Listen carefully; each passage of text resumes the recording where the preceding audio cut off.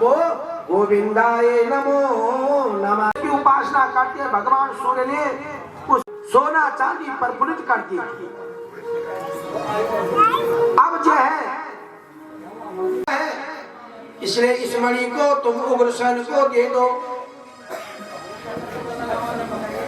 17 जिले मना करना, नहीं मैं नहीं दूंगा भाई, ये मेरी मणि है। मैंने भगवान सूर्य की इस मणि को गले में डाल करके और जंगल में आके खेलने चला पड़ा। जंगल में जब आके खेल रहा था घनघोर जंगल में, तो किसी शेर थी, वो भी शेर ने निगल दी। सियास्ता प्रसंगे दीयताना सिया जामवंतो हता। इधर जामवंत ने देख लिया, जामवंत ने देखा महाराज इस शेर ने प्रसन्न को मार दिया और इसके गले में जो मणि थी वो ले ली। जामवंत को बड़ा क्रोध आया और जामवंत ने शेर को मार दिया। शेर को मार करके शेर के पेट में जो मणि थी वो निकाल दी और अपने जो है जंगल की गुफा में। सतराजित का भाई जब जंगल से वापस नहीं आया, सतराजित को बड़ी चिंता हुई, आज मेरा भाई जंगल में गया, मणि पैन को धारण करके गया, आज मेरा भाई वापस नहीं आया।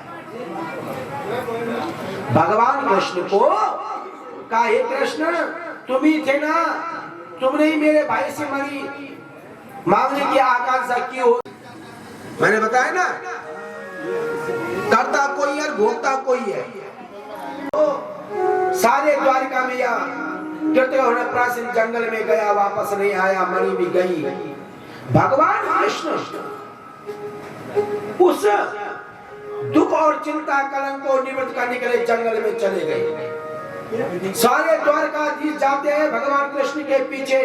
भगवान कृष्ण गुफा के अंदर घुसते हैं, वही है वहां उस मणि से जो है जामवंत की पुत्री खेल रही है। भगवान ने देख लिया, भगवान तुरंत गए और भगवान ने मणि छीन ली। वो चिल्ला दी, पिताजी मुझे बचाओ, कोई बालक आया है मेरे से मणि छीन रहा है। जामवंत जी बाहर आए और युद्ध होने लगा। युद्ध करते करते करते जामवंत लथपथ हो गया, गिर पड़ा। अंत में जामवंत समझ गया ये कोई छोटी मोटी नहीं है भाई। जामवंत ने भगवान को प्रणाम किया, प्रभु मैं समझ गया राम अवतार में मुझे युद्ध की तृप्ति नहीं हुई, आज मुझे तृप्त हो गया आपके साथ युद्ध करके। और बोला प्रभु ये मणि आप ही ले लो। तो तुमने मेरी कन्या का हाथ पकड़ लिया, इसलिए जाओ। उन्होंने अपनी पुत्री जामवंती भगवान कृष्ण को सौंप दी। भगवान कृष्ण जामवंती और मणि को लेकर के द्वारका में आ गए और जो है सतराजित को मणि दे दी। सतराजित समझ गए, लज्जित हो गए। बोला हे सतराजित तुमने मेरे पे जो कलंक लगाया ना, ये देख ले, तेरे भाई को शेर ने मारा, शेर को जामवंत ने मारा और जामवंत से मैं ये मणि लाया और साथ में जामवंत ने मुझे अपनी कन्या भी दे दी। देखिए भगवान पे कलंक कैसे लगा। भादों के मास की चतुर्थी तिथि का जो उस पे कलंक लगता है। महाराज राजा परीक्षित ने कहा, महाराज ये दृष्टांत में आपसे बेताज से श्रवण करना चाहता हूँ। तो सुखदेव ने कहा, हे राजन एक दिन क्या हुआ कि भादों के महीने भगवान गणेश जी कहीं घूम रहे थे, गणेश जी कहीं भ्रमण कर रहे थे, और गणेश भगवान जब भ्रमण कर रहे थे, भ्रमण करते करते भगवान गणेश जी का पैर कहीं कीचड़ में फिसल गया। अब जब भगवान गणेश जी का पैर फिसल गया तो हमने तो कह दिया हृदय में थे बेटे क्यों मिला मिल क्यों भाई। अंत में चंद्रमा ने देख लिया और चंद्रमा वहां हंसने लगा। अरे अपने को बोलते हो कि मैं गणेश हूं, मेरी प्रथम पूजा होती है और तुम ही फिसल रहे हो। जैसे हम कहते ना नाम है शेर सिंह और मुंह से देकर टर्नूज, नाम है भाई नेत्र सिंह और आंख है। तो बोला इसी प्रकार से महाराज तुम गणेश भगवान हो और तुम फिसल गए। गणेश ने कहा रे चंद्रमा कलंकित रहेगा। और दूसरा विशाप देता हूं, भादों का मैंने थे ना तो यशोदा मैया का मुझे चंदा चाहिए के बिहारी लाल की। महाराज 17 चीज बड़े लज्जित हुए, उनको बड़ी गलानी हुई कि मैंने भगवान पे ये बड़ा अभिशाप लगाया। 17 चीज में तुरंत मणि दी और अपनी कन्या भगवान जी आप ये मणि को स्वीकार करो और साथ में मेरी कन्या के साथ विवाह।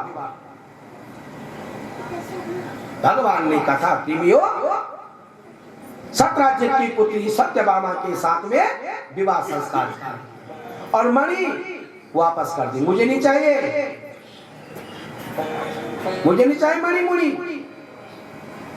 मुझे तो अब देखिए अगर घर में सुंदर स्त्री है ना तो घर को स्वर्ग बना देती है।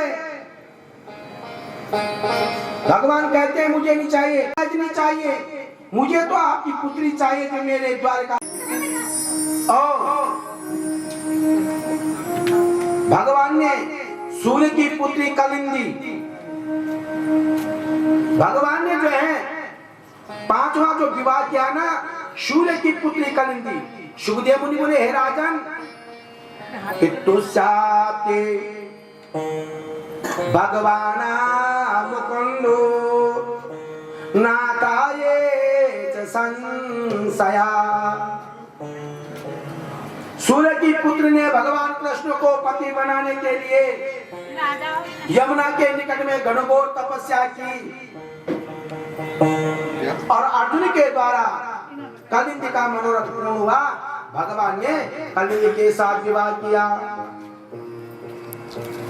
भगवान का 5वां विवाह संपन्न होने के बाद मित्रविंदा जो शिवी देश के राजा की पुत्री थी जिसका नाम सभ्य भी कहते हैं ना, उसके साथ भगवान का विवाह हुआ। और राजा ने स्वयंवर में प्रण किया था जो 7 बैलों को एक साथ गो देगा उसके साथ अपनी कन्या का विवाह। अंत में भगवान ने और नग्न जीते जे अष्टकम पटमा स्त्रीकाम रुकमणि जामवंती सत्यभामा कलिंदी मित्रविंदा सत्या नग्नचिता भद्रा लक्ष्मणा ये भगवान की 8 पटरानियां हैं। अब देखो महाराज एक भौमासुर नाम का असुर था। भौमासुर नाम का असुर क्या करता था, वो जिसी राजा को जीत जाता था उसकी राजा की सारी कन्याओं को अपने पास ले आता था। उसका भौमासुर किसे कहते हैं, भूमि का असुर। इसे अपने स्वीकार कर लेना ना तो भौमासुर की ओर में जाना पड़ेगा महाराज। भौमासुर असुर ऐसा ही करता था, राजा महाराजा की जमीन को हड़पता था, कोई स्वीकार नहीं करता है। अरे घर से हमें तो हरण कर दिया और घर से जब हमारा हरण हो गया है तब हम कहां जाएंगे। हे प्रभु अब देखिए कौन हमसे विवाह करेगा, कष्ट का भोग करेगा। भगवान ने कहा हे देवियों शाहबारा गरुड़स्या प्रगा ज्योतिस्तु पुरायो। भगवान ने उन सारी कन्याओं को अपने साथ में रथ में बिठा करके द्वारकापुरी में ले गए और द्वारकापुरी में ले जा करके भगवान ने उनके साथ विवाह किया। ये भगवान के 16,108 पत्नियां हो गई। अब 16 क्या है महाराज? बहुत सारे लोग बोलती पंडित जी हम एक नहीं जीवन संग्राम से भगवान। अरे भगवान तो भगवान है। 16,000 चंद्रमा की कलाएं हैं और 108 क्या है?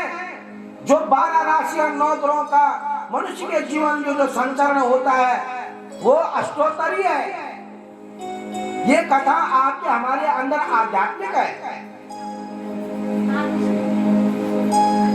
बहुत सारे लोग बोलते हैं अरे भगवान कृष्ण की तो बहुत पत्नी चाहिए। अरे कृष्ण तो अपने आप में साक्षात भगवान नारायण के स्वरूप के। ये कथा आध्यात्मिक है। हमारे शरीर की जो नसें होती हैं, रोम होती हैं, अस्थि होता है, ये स्वयं भागवत स्वरूप मैंने बताया ना आपको। अभी प्रसंग आया कि भगवान जब इस लोक से जाते हैं तो तिरोहित होकर के भागवत में प्रविष्ट हो जाते हैं। भागवत महापुराण की ज्वालपामया की जय। अब महाराज एक भगवान कृष्ण ने अपनी पत्नी से मजाक कर दिया। सुखदेव मुनि हे राजन यति चित्तम सुकामासी स्वप्ना जगत गुरु या तव जने। महाराज एक दिन की बात है, भगवान कृष्ण ने अपनी पत्नी से मजाक कर दिया। बहुत सारे लोग करते ना अपनी पत्नी से मजाक। बोला भगवान कृष्ण का हे रुक्मणी देखे तेरे कितने ठाटा रखे। अरे तेरा विवाह का शिशुपाल के साथ हो रहा था और देख। रुक्मणी को बड़ा गुस्सा लगा। बहुत सारा आजकल बहुत सारे लोग बोल जाते हैं बस 2 दिन कमी हुआ है न 2 दिन बाद वहां से देख लो तब टूटा के। तो भाई इसी प्रकार से भगवान कृष्ण ने रुक्मणी के साथ हाथ प्रयास कर दिया और रुक्मणी के साथ हाथ मिलाने बड़ी ज्ञान की बात है। जीवन में हमेशा ध्यान रखना जब विवाह संस्कार होता है ना, ये 7 जन्म का बंधन है। अगर हमें इस चरण सफल हो जाए, ये बनाओ चिंतन बनाओ, गृहस्थ में अपने बच्चों को अच्छी शिक्षा दीक्षा ज्ञान दो। बेटा अच्छे रहो, मर्यादावान रहो, अपनी धर्म मर्यादाओं का पालन करो। तो बेटा इस जन्म क्या अगर हम अच्छा करेंगे ना, हमारा अच्छा पुण्य और पुरुषार्थ होगा ना, तो हमारा किया गया पुण्य पुरुषार्थ हमारे बच्चों को भी भोगना पड़ेगा। हमने अच्छा किया तो अच्छा फल मिलेगा। तो मैं तुम्हें तुलसी की हर कोई पूजा करता है, जल चढ़ाता है। तुलसी एक शंकासुर नाम का शंकासुर असुर ने भगवान शंकर से प्रार्थना की, हे नारायण मुझे लक्ष्मी की जैसी पत्नी चाहिए। घोर तपस्या भगवान शंकर प्रसन्न हो। जाओ बेटा तुम्हें लक्ष्मी के सर्वांग सुंदर पत्नी मिलेगी। तो लक्ष्मी रूप में कौन मिल गई? वृंदा। अब शंकासुर का बल बढ़ गया, शंकासुर को सुंदर पत्नी मिल गई। घर में महाराज और पत्नी का फुकट पट नचा नहीं चाहा और दिन रात हुई खड़बड़ सड़बड़, तो आदमी का दिल बड़ा दुख जाता है।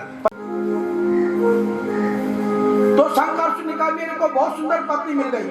शंकासुर ने इतना बल मिला कि शंकासुर ने इंद्रासन को प्राप्त कर लिया। देवता घबराने लगे,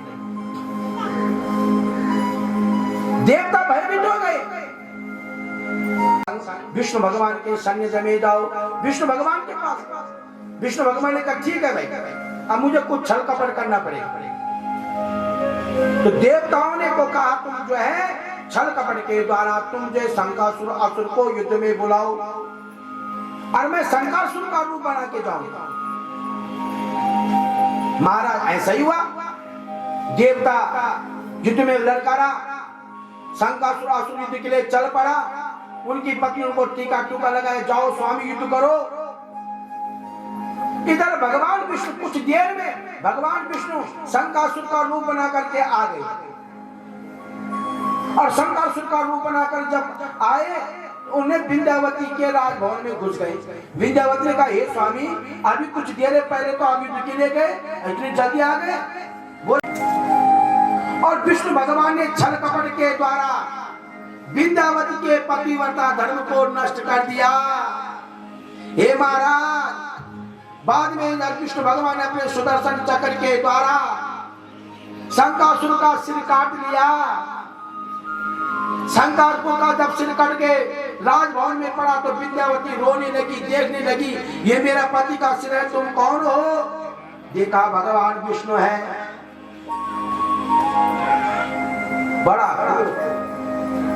विंध्यावती ने कहा हे भगवान विष्णु तुमने छल कपट के द्वारा मेरे पतिव्रता धर्म को नष्ट किया, जा तू संसार के रचयिता भगवान विष्णु है, मैं तुझे अभिशाप देता हूँ, तुम पाषाण हो जाओ, पत्थर हो जाओ, तुम गंडकी नदी में पड़े रहोगे, काली नदी में।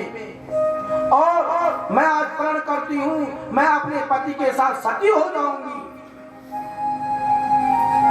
मैं अपने पति शंकासुर असुर के साथ सती हो जाऊंगी। जब मेरी राख गंडकी नदी में प्रवाहित होगी ना, तुम गंडकी नदी में पड़े पाषाण रहोगे, पत्थर रहोगे, तो रूप में स्वीकार करोगे, मैं तुम्हें पति रूप में स्वीकार करूंगी। इसलिए कार्तिक के महीने में एकादश बोलते हैं, प्रबोधिनी एकादशी बोलते हैं, देव उठानी एकादशी बोलते हैं। उसी दिन से देवताओं की पूजा प्रारंभ होती है। ये पतिव्रती नारी का प्रमाण है। और फिर क्या बोला, एक क्या दिया, बिना शंख की भगवान विष्णु की पूजा नहीं होगी। सत्यानित कथा में पंडित जी शंख नहीं बजा तो शंख की ध्वनि, तो शंख ध्वनि से आला बला भूत प्रेत पिशाच डाकनी सब दूर भाग जाती है। तो ये पतिव्रता का वर्णन किया। रुक्मिणी ने कहा हे स्वामी मैंने जीवन में कभी भी पैदा हुए भगवान कृष्ण का सुनन वर्णन हुआ। अब मैं यहाँ पे मात्र दृष्टांत बता रहा हूँ कि जो है अनिरुद्ध भगवान कृष्ण के पुत्र जो ये प्रसंग है राजा परीक्षित को बता रहे हैं। राजा परीक्षित एक बाणासुर नाम का असुर था। राजा बलि के 100 पुत्र थे जिसमें बाणासुर सबसे बड़ा पुत्र था। बाणासुर की पुत्री थी उषा। बाणासुर की पुत्री कौन है? उषा है। और उषा जवान हो गई है।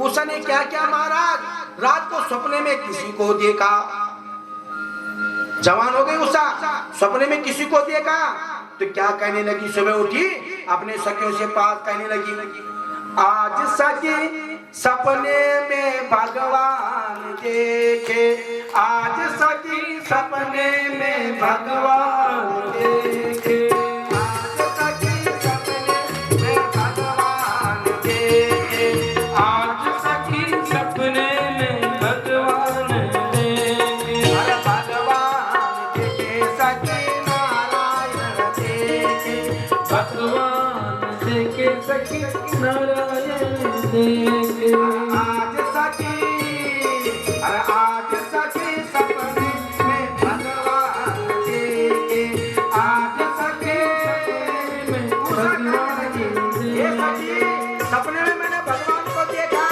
अरे साथ ऐसे लग रहे थे भगवान कृष्ण क्या कहते अपनी सखियों से, कहने लगी और मदन अनेक बदन की है शोभा, मदन अनेक बदन की है शोभा, नदी सची कोटि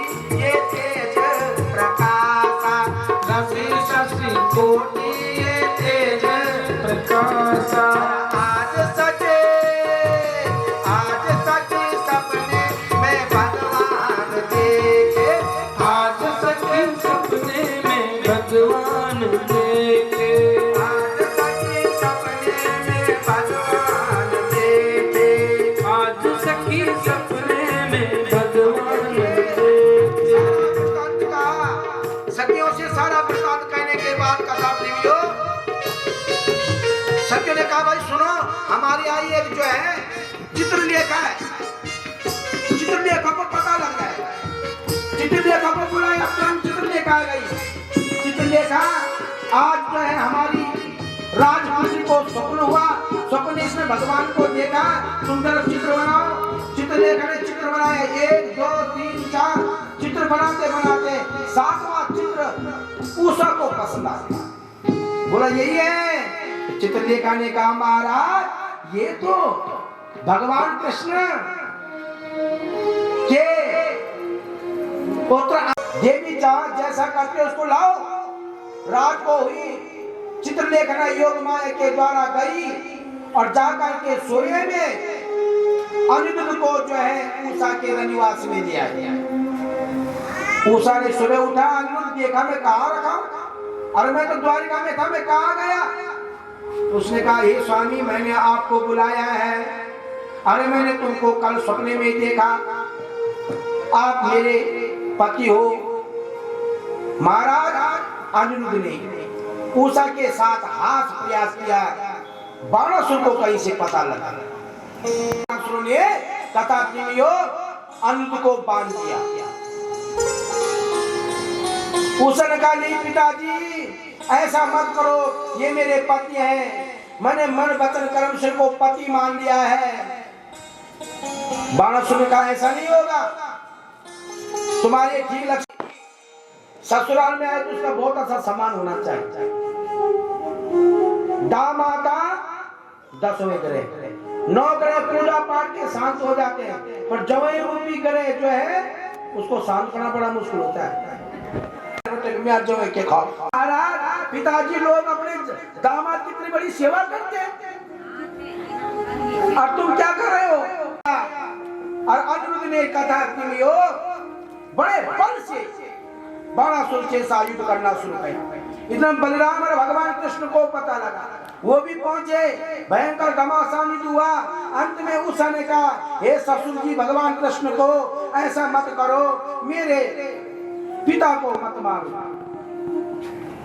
और इसके बाद कथा प्रेमियों अनिरुद्ध जी उषा को लेके द्वारकापुरी में आ गए। बोलबा के बिहारी लाल की। ब्राह्मण थे जो भगवान कृष्ण के प्रिय भक्त थे। सुदामा नाम के ब्राह्मण भगवान कृष्ण के प्रिय भक्त। अब सुदामा को अभिशाप लगा हुआ, क्या था कि इस प्रकार का अभिशाप था। एक दिन भगवान कृष्ण और सुदामा दोनों शांतिपुर ऋषि के आश्रम में जब पढ़ाई करते थे ना, तो गुरु महात्मा जंगल में लकड़ियों के लिए भेजा, जंगल में लकड़ियों के लिए भेजा। बेटा बोलो भागवत महापुराण की बस भी बड़ी बात, लकड़ी के लिए भेज दिया। गुरु माता ने गजा सुदामा तू बड़ा है ना, तो जा बेटा थोड़ा गुड़ जना ले ले, और दोनों भाई मिलके खाना जंगल से ला लो। क्या कहा, एक दिन गुरुजी ने जंगल को भेजे, श्री कृष्ण छोटे सुदामा बड़े थे। जंगल में लकड़ियों के लिए भेज दी। भगवान कृष्ण लकड़ी तोड़ रहे सुदामा को। वहां से वापस गुरुकुल में आए, गुरु माता जी से कहा गुरु माता जी मुझे बड़ी भूख लगी है। बोले बेटा मैंने आपके लिए गुड़ चना दिया हुआ था। बोला माता जी वो गुड़ चना तो सुदामा खा गया। गुरु माता को बड़ा क्रोध आया। गुरु माता ने कहा बेटा तुमने गलत किया, कृष्ण को क्यों नहीं दिया।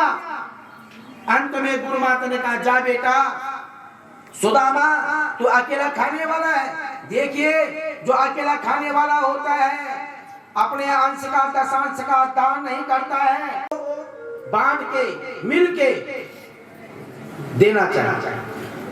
गुरु माता जा बेटा सुदामा तू बड़ा ज्ञानी होगा, विद्वान होगा, पर तेरे पे जीवन पर्यंत दरिद्र रहेगा। क्या सुना कृष्ण? जब ये दिन कृष्ण का समय आएगा ना, यही तेरे उद्धार करेगा, यही तेरे दरिद्र को दूर करेगा। महाराज आज सुदामा नाम के ब्राह्मण के बड़ी गरीब के दिन है। उनकी पत्नी वसुंधरा कह रही है, स्वामी तुम कहते हो कि मेरा कृष्ण मेरा भक्त है, द्वारकाधीश का राजा है, मथुरा का राजा है, गोकुल का राजा है, पर हमारी तो बहुत दुर्दशा हो रखी है। वो कहती है कि स्वामी तुम उद्धार करो ना। सुदामा नाम के ब्राह्मण कहते नहीं देवी को अमीरी क्या बेचारी है, फकीरी क्या बेचारी है, फकीरी माता जिसको अमीरी क्या बेचारी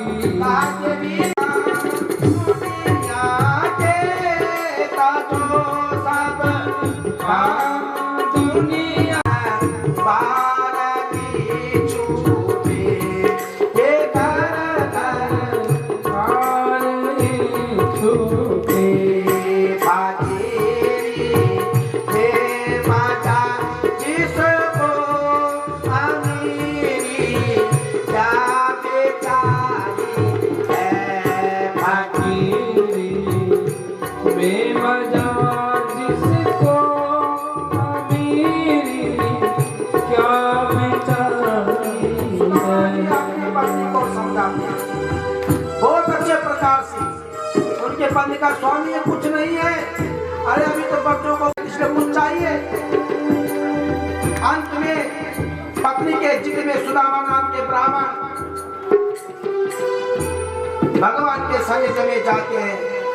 तो बोला ये देवी वहां तो जा रहे हैं ना, तो क्या ले जाए, घर में कुछ नहीं है।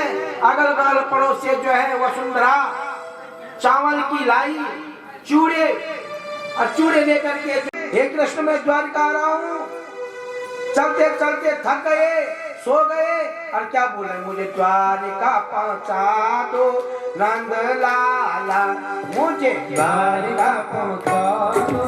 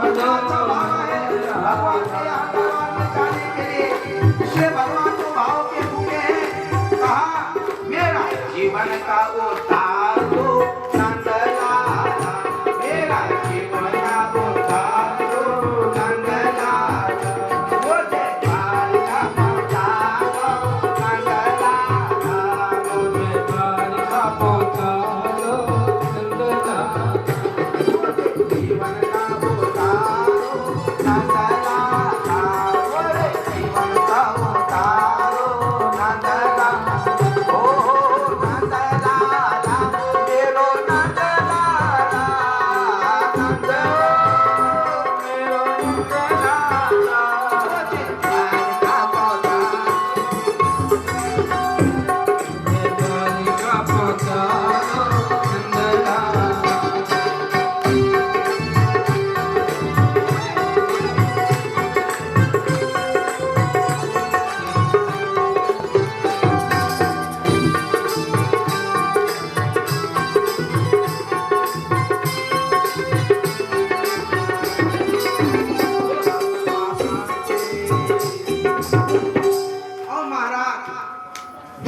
पहुंच गए, दरबार में पहुंच गए।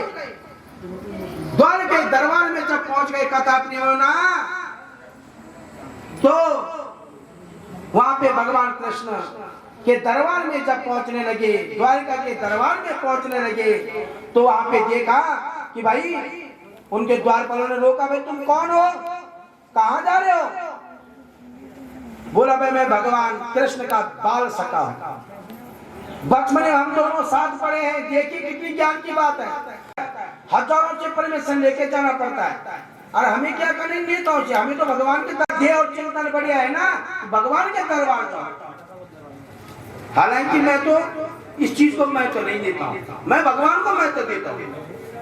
बहुत सारे लोग होते हैं, पंडित जी या तुम मंदिर को उद्घाटन करते हो, नेताजी को, मैंने कहा उसकी जरूरत नहीं है, या उसकी जरूरत है जो आप पूजा करेगा, भक्ति करेगा, जो ब्राह्मणों का सम्मान करेगा, जो इन देवताओं की पूजा करेगा। अब मैं तुम्हें ये कथा सुना देता हूं, हालांकि समय भी हो रहा है, क्या करें मैं आपको। एक समय क्या हुआ, शंकर भगवान और पार्वती सुअर को देख रहे थे। सारे ब्रह्मांड में भ्रमण करते करते करते शंकर भगवान और पार्वती सुअर को देख रहे हैं कि हमेशा नाली में ही पड़ा हुआ है। बाकी सब प्रकृति के जीवों को देखा, पार्वती को बड़ा रोना आया। पार्वती ने कहा हे महादेव, ये ब्रह्मा जी ने कैसी सृष्टि की, बेचारा हमेशा गिजार में ही पड़ा हुआ है।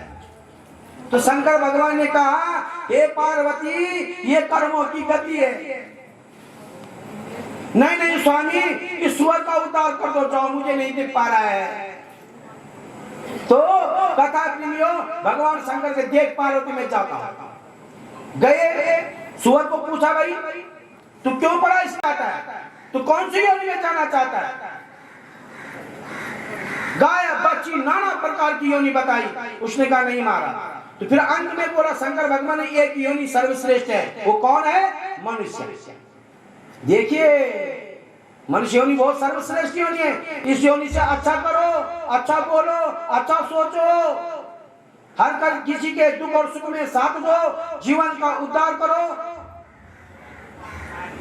अब जो है महाराज भोले बाबा ने कहा सुअर मनुष्य बनना चाहता है? बोले महाराज मनुष्य तो बनना चाहता हूं ना। अब समझ गया कि पहले मनुष्य ही बना था, मनुष्य तो बनना चाहता हूं। तो बोला मनुष्य में भी तुझे पद कौन सा दूं? नाना प्रकार के पद बताई। ब्राह्मण बनना चाहता है? बोला महाराज बहुत पढ़ना पड़ता है। हाँ यार लोग बहुत सारे बोलते ना पढ़ने भी नहीं पढ़े अच्छे। अरे ब्राह्मणों की डिग्री देखो, ब्राह्मणों के पास कितनी डिग्रियां हैं, कितना पढ़ा ब्राह्मण है, कितनी मेहनत की है। बहुत सारे बोल वो एक दादा करता था, अरे तो बन पितृ आशीर्वाद है, मेहनत की है, पढ़ा है। हमेशा जीवन में ध्यान देना कि माता पिता गुरु गौ ब्राह्मण का सम्मान करो। तो बोला नहीं ब्राह्मण ने नाना प्रकार के पद बताए। अंत में भोले बाबा ने कहा सुन तुझे नेता बना दूं। महाराज इस नेता की बन के तो मैं इस गदरे में पड़ा हूं, मैं नहीं बनना चाहता, मैं जनता को बेवकूफ नहीं बनाऊंगा, मैं चोरी चपड़ी नहीं करूंगा। मुझे तो मात्र क्या करना है, मैं यहाँ भी अगर नाले में पड़ा हूं ना, मैं मनुष्य योनि से यहाँ आया और मनुष्य योनि यहाँ आकर के मैं अपने जीवन का उद्धार करूंगी, मुझे ये योनि भी न मिले। अब देखिए महाराज कितनी बड़ी गहरी बात। कथा सुनकर यही तो ज्ञान प्राप्त होता है। कथा सुन के ही नहीं होता है कि महाराज कथा क्या चाया और 2-4 फटके मार देना, आनंद आ गया। कथा नहीं है कि कुछ लेके जाओ यहाँ से और अपने जीवन को सुधारो। ये जिन आत्मा के नाम से कथा हो रही है तो संसार से मुक्त है। ये हमें सिखा रहे हैं अपने जीवन का तुम उद्धार करो, आनंद करो, भाव से जीवन का उद्धार करो। अगर हम इस मृत्यु लोक में अच्छे करेंगे तो हमारे पुत्र पौत्र वंश इत्यादि परिपूर्णता अच्छे सुख को भोगेगा।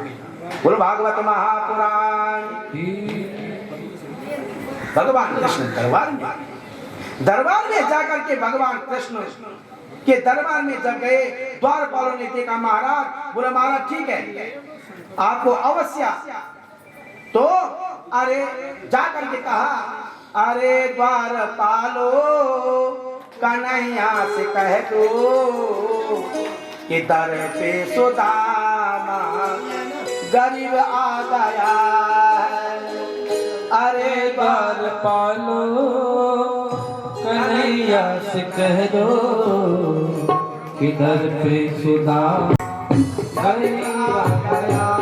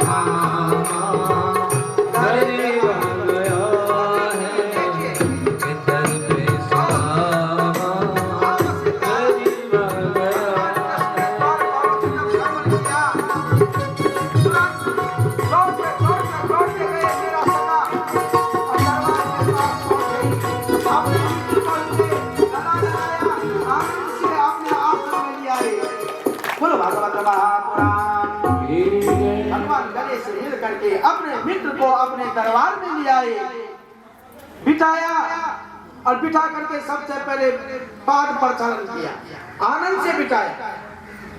प्राण प्रचलन इत्यादि करके गंध अक्षत इत्यादि करने के बाद नाना प्रकार का कर्तव्य पूर्ण करने के बाद यह संपूर्ण कर्तव्य जब पूर्ण हो गया कथा ना, तो अब जो है कहा भैया भाभी ने मुझे कुछ भेजा है ना। देखे ना, जब पहले समय में हम गांव में एक दूसरे गांव में जाते थे तो समय मिठाई इत्यादि कुछ होती नहीं थी। कोई चूड़ा ले जाता, कोई अखरोट ले जाता, कोई गए तो बोले रोटा ले जाना चाहिए, घी के मांग ले जाना चाहिए। ऐसे बोला भाभी ने मुझे कुछ दिया है। बोला भाई कुछ नहीं है, क्योंकि जहां देखा राजभवन ऐश्वर्या, तो कहाँ चूड़ी कहाँ चूड़े खाएगा। अंत में समझ गए भगवान छीना और मुष्टिका जो है मुख में लेने लगे। एक मुष्टिका ली और एक मुष्टिका भगवान ने ग्रहण की। एक मुष्टिका ग्रहण करते ही भगवान ने सुदामा नाम के ब्राह्मण का दरिद्र दूर कर दिया। नाना प्रकार की सुख समृद्धि ऐश्वर्य वैभव नाना प्रकार की फल की प्राप्ति मिल गई। जहां दरिद्र के दिन थे आज परमात्मा का आशीर्वाद हुआ। महाराज दुष्टिका लिखा है कि ताचूर्णम जगृहे हस्ताम तत्पराणम परिमीक्षिताम। अरे दूसरे मुट्ठी खाते ही रुक्मन ने हाथ पकड़ लिया, हे स्वामी कुछ अपने लिए भी तो रहने दो। हस्ते नाम तत्पराणम परिमीक्षितेनाम, पकड़ लिया रुक्मिणी ने हाथ। रुक्मिणी ने जब हाथ पकड़ लिया तो अब जो है रात को विश्राम किया, सुबह उठे, संध्या भजन किया। ब्राह्मण अपने घर में आए। अपने घर में जब आने लगे, मार्ग में कुछ दूर तक छोड़ने गए, देखा तो कुछ नहीं। ब्राह्मण के मन में एक शंका में कुछ नहीं लाया, पर चलो कोई बात नहीं। ब्राह्मण संतोषजनक भाव से आए अपने नगर में। उस नगर में पहुंचे तो अपने घर ही नहीं पहचान पाए। देखो भगवान की कृपा हो गई, ऊपर से वसुंधरा करिए हे ब्राह्मण। इस प्रकार से जो है सुदामा नाम के ब्राह्मण का उद्धार हुआ। और हे कृष्ण जैसे तूने मेरा कुल वंश नष्ट किया ना, इसी प्रकार से तेरा भी जो है कुल वंश नष्ट हो।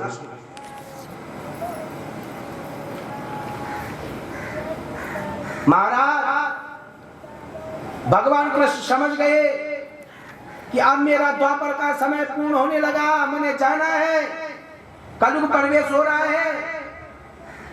तो सुखदेव मुनि बोले, हे राजन, क्या होता है कि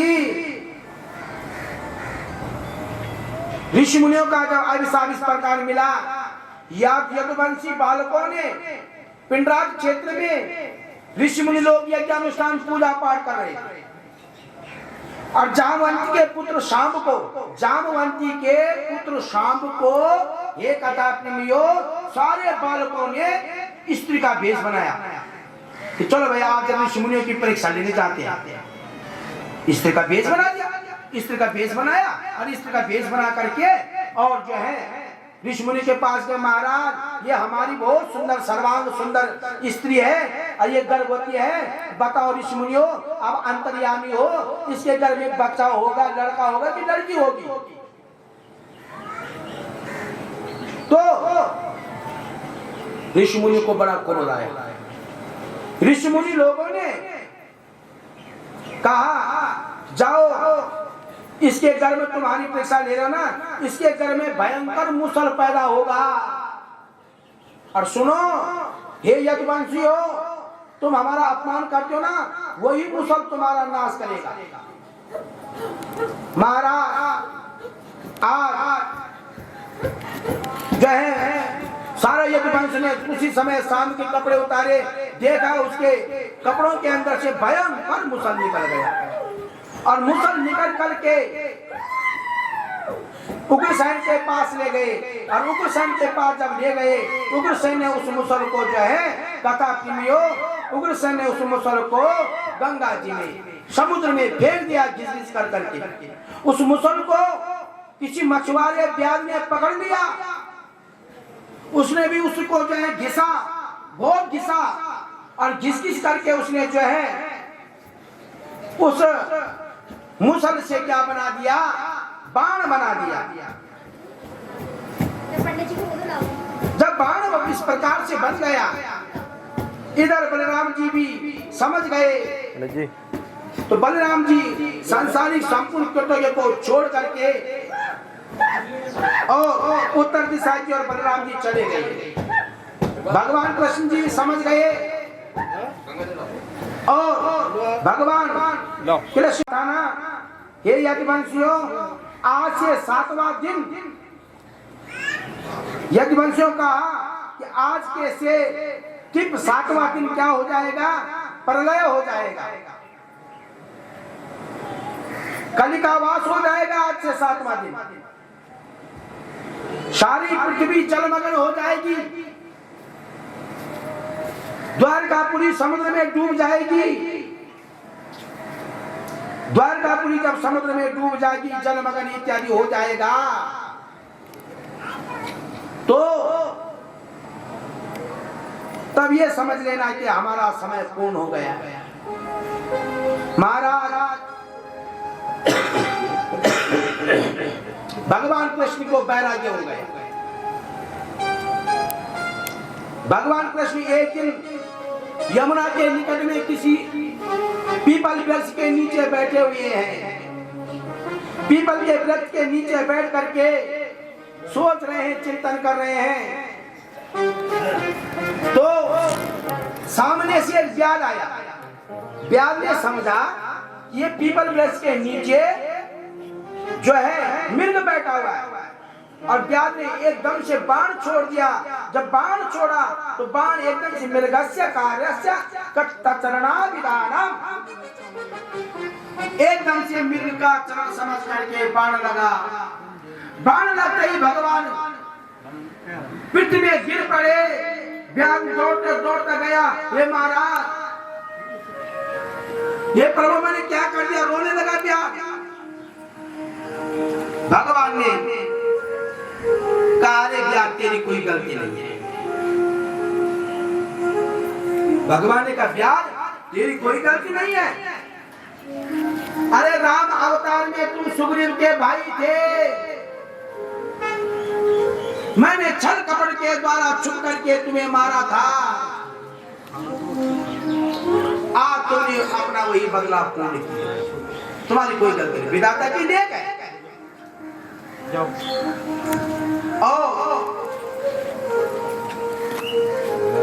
इसी प्रकार से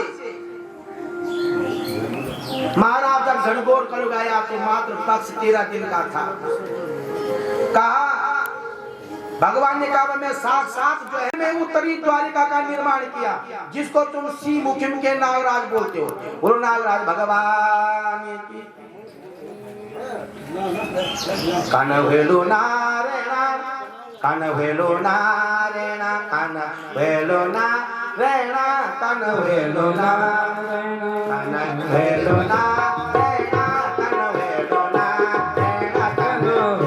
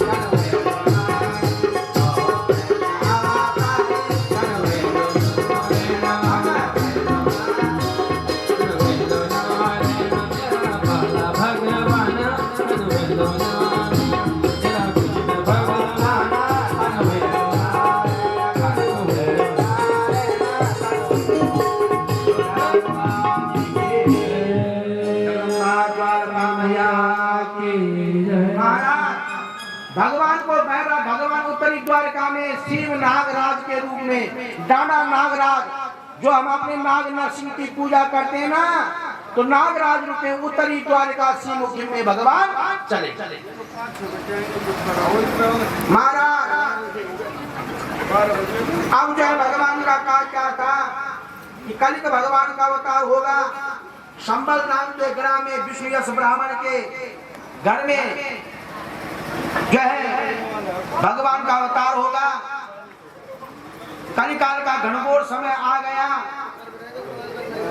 राजा परीक्षित ने शुकदेव मुनि से संपूर्ण श्रीमद् भागवत कथा श्रवण कर ली और श्रीमद् भागवत सप्ताह ज्ञान यज्ञ को प्राप्त करते हुए राजा परीक्षित जो है अब महाराज ब्राह्मण और कश्यप गोत्री ब्राह्मण और तक्षक आपस में मिल गए। तो तक्षक ने कहा भाई तू इतना बड़ा ज्ञानी है, इतना बड़ा विद्वान है, अगर तेरे पे इतने ज्ञानी और विद्वान है तो मैं ही सामने पीपल के वृक्ष को डसता और मेरे जहर से पीपल का वृक्ष की सारे पत्ते टूट जाए। तो ब्राह्मण ने कहा ठीक है भाई, और तक्षक नाग ने पीपल के वृक्ष को डसा, सूख गया, पेड़ टूटने लगे। अंत में ब्राह्मण ने अपने मंत्र पढ़े, मंत्रों के साथ जल छिड़का और पेड़ हरा भरा हो गया। तक्षक घबरा गया। महाराज तो कथा प्रेमियों, तक्षक नाग ने ब्राह्मण की बहुत तारीफ की, बहुत तारीफ की। द्विजारूपम परिच्छन्नाम कामारूपा तथा दृशे नृपाम, उल्लासना की, बहुत तारीफ की। उल्लासना तारीफ करते करते कथा प्रेमियों, इस प्रकार से उल्लासना तारीफ करते करते ब्राह्मण को बहुत सारा धन किया और धन दे करके ब्राह्मण को वापस कर दिया। तक्षक नाग आया यमुना के गंगा के निकट में, ज्यादा राजा परीक्षित बैठे हैं। राजा ध्यान में तक्षक नाग घुसा और सीधा राजा परीक्षित के ब्रह्मांड में वेदन करने लगा। वेदन करते ही तत्सुन्नाम जुहता वेत्रा, दसते ही राजा परीक्षित तो स्वयं प्रणाम में थे, ब्रह्मरंध्र फट करके राजा परीक्षित मुक्त हो गए। राजा परीक्षित मुक्त हो गए और राजा परीक्षित मुक्त जब हो गए ना, प्राण रंध्र फट गए। राजा परीक्षित साक्षात भागवत को सुन करके मोक्ष को प्राप्त हो गए। महाराज जब जनमेजय को पता लगा, राजा परीक्षित के पुत्र जनमेजय को पता लगा कि मेरे पिताजी को सर्प ने डस लिया, तो जनमेजय तुरंत बृहस्पति को बुला करके सर्प यज्ञ करने लगा। सारे ऋषि मुनियों को बुलाया। तक्षक नाग इंद्र के सिंहासन को छिप गया। बोलो ऐसा सर्प यज्ञ करो कि जितने भी नाग हैं सबको अग्नि में डाल दो। अग्नि में जब भस्म करने का कृतज्ञ हुआ, अंत में कथा प्रेमियों बृहस्पति जी ने जनमेजय को भोग और तू संसार में भोगना है। कहा बेटा हंस जब जब उड़ा तो अकेला उड़ा, हंस जब जब उड़ा तो अकेला उड़ा। ना वो राजा रहा, ना वो रानी रही, ना वो राजा रहे, ना वो रानी रही। कहने सुनने को केवल कहानी रहे, कहने सुनने को केवल कहानी रहे। हंस जब जब उड़ा तो अकेला उड़ा, हंस जब जब उड़ा तो अकेला उड़ा। बंगले खड़े थे खड़े रह गए, कोटे बंगले खड़े थे खड़े रह गए। हरि राम मोती जड़े जड़े रह गए, ओ हीरा मोती जड़े जड़े रह गए। अंत में रंगपातों का ये मेला जुड़ा, अंत में रंगपातों का ये मेला जुड़ा। अंत जब जब उड़ा तो अकेला उड़ा, अंत जब जब उड़ा तो अकेला उड़ा, अंत जब जब उड़ा तो अकेला उड़ा। बेबासों को सजाने से क्या फायदा, बेबासों को सजाने से क्या फायदा। दिल के सीता लुभाने से क्या फायदा, दिल के सीता लुभाने से क्या फायदा। सबों के लिए क्या छोटा क्या है बड़ा, सबों के लिए क्या छोटा क्या है बड़ा। हंस जब जब उड़ा तो अकेला उड़ा, हंस जब जब उड़ा तो अकेला उड़ा। जय हो। ये कथा प्रेमियों राजा परीक्षित मुक्त हो गए। आज ज्ञान यज्ञ के द्वारा ज्ञान परिवार के सारे कुल वंश पितृ तारण हो गया है। एको विंशतो पितृम पवित्रम कर्तुम च 21 पीढ़ी पितरों का तारण हो गया है महाराज। तो इस प्रकार से इस पवित्र पावनी कल्लो वाला गांव में गैरला परिवार के द्वारा और अणथवाल जी श्रीमान राजेंद्र प्रसन्न अणथवाल जी, धर्म पत्नी सरोजनी देवी, उनके सारे कुटुंब पुत्र पोत्रों के द्वारा, उनके भाइयों के बच्चों के द्वारा भी और इष्ट मित्रों गणों के परम सहयोग से आज यहाँ पे गैरोला परिवार श्रीमान नरेश चंद्र गैरोला जी और श्रीमती लता देवी, गौरव जी, अनूप और शांतनु की सबकी अच्छे प्रकार से परम सौभाग्य है। मैंने बताया ना, हमारा भी सौभाग्य है कि हमें भी जो है ये कथा बोलने का परम सौभाग्य प्राप्त होता है।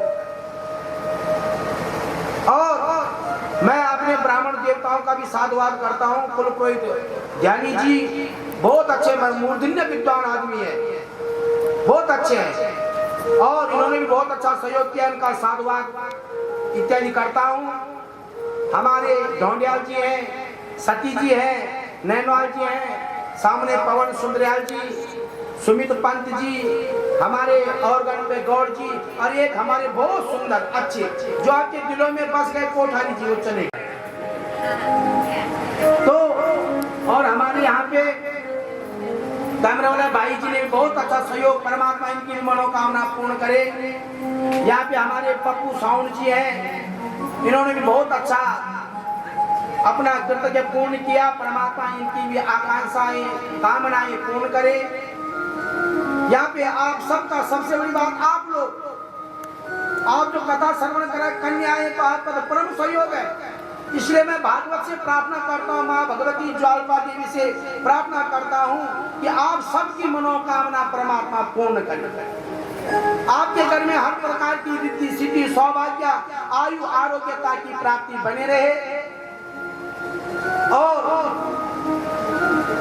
यहाँ पे अब हम क्या बोले, अणथवाल जी और हमारा तो पारिवारिक संबंध है।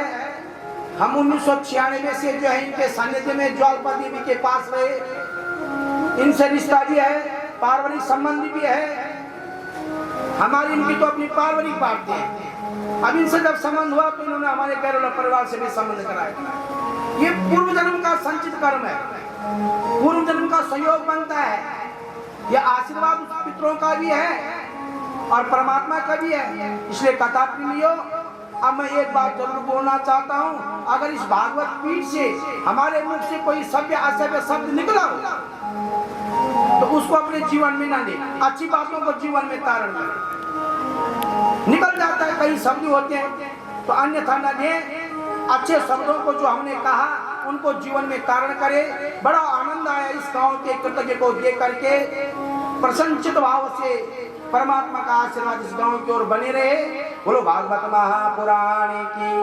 अब यहाँ पे आरती होगी, उसके बाद जो है भंडारे में समस्त लोग मंदिर के प्रांगण में पहुंचे। यहाँ पे आरती के बाद श्री समाज आशीर्वाद होगा, उसके बाद भंडारा का प्रसाद स्वीकार करने के लिए आप गांव का जो ग्राम देवता मंदिर है उस स्थान पे जाके स्वीकार करें। और मैं आपका सबका साधुवाद धन्यवाद करता हूँ। परमात्मा आपकी संपूर्ण मनोकामना पूर्ण करे।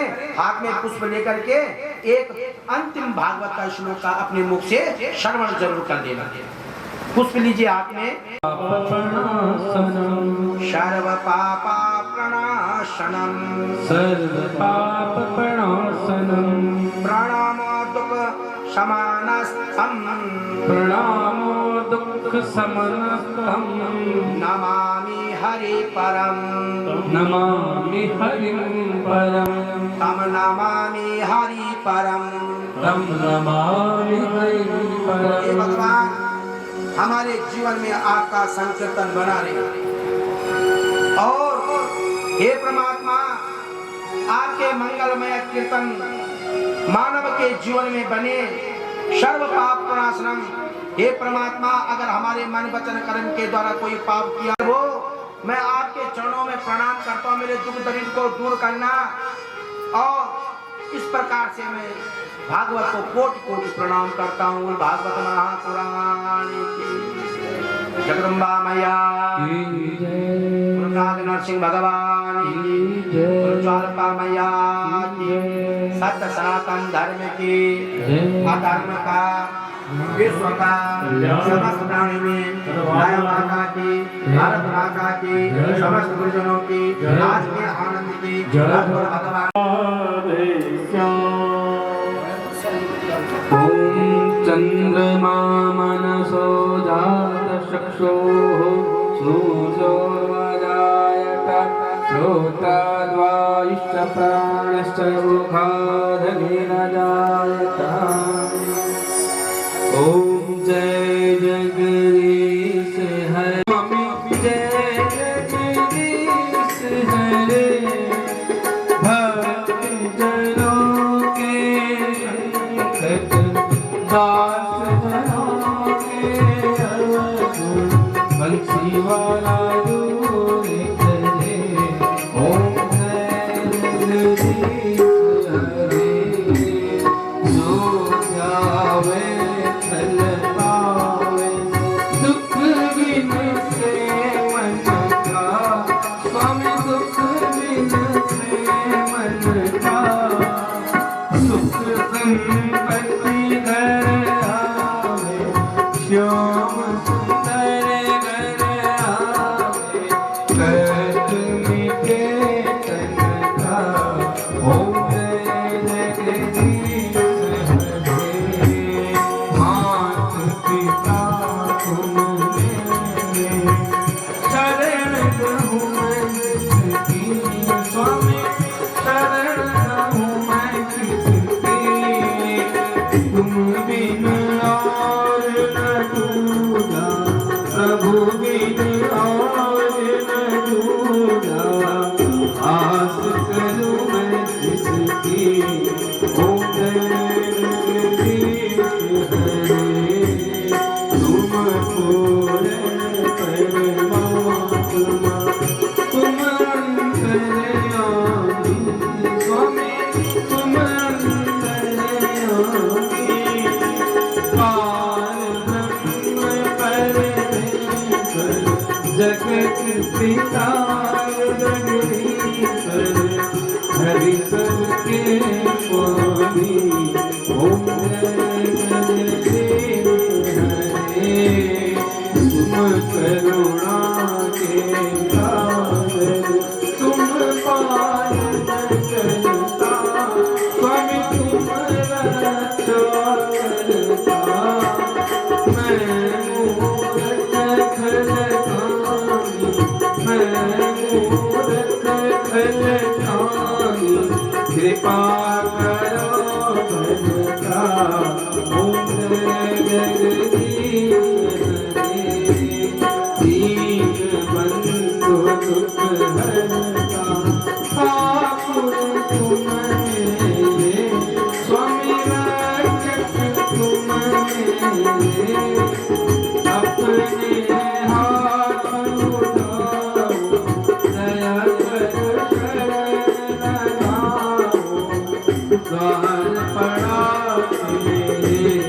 ओम जय जगदीश हरे, विषय अधिकारी पिता पाप हरो देवा, स्वामी कष्ट हरो देवा, सदा भक्ति बढ़ाओ, सदा प्रेम बढ़ाओ, संतन हरि सेवा।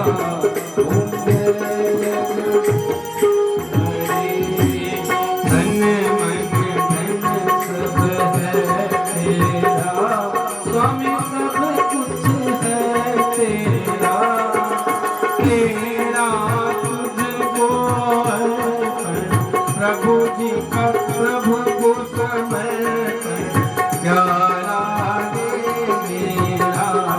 ओम जय जगदीश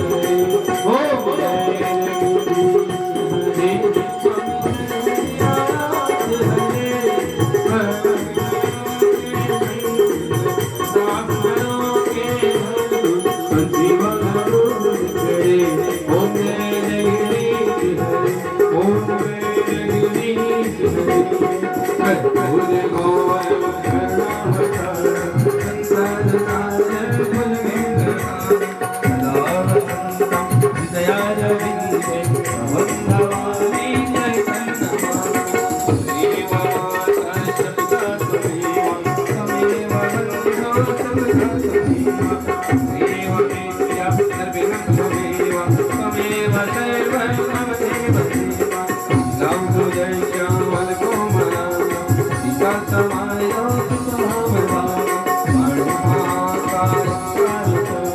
नमामि देवी प्रसन्नार्थि हरे कृष्ण सिद्धमातै सिद्धविश्वेश्वरि पाहि त्वं देवी चरा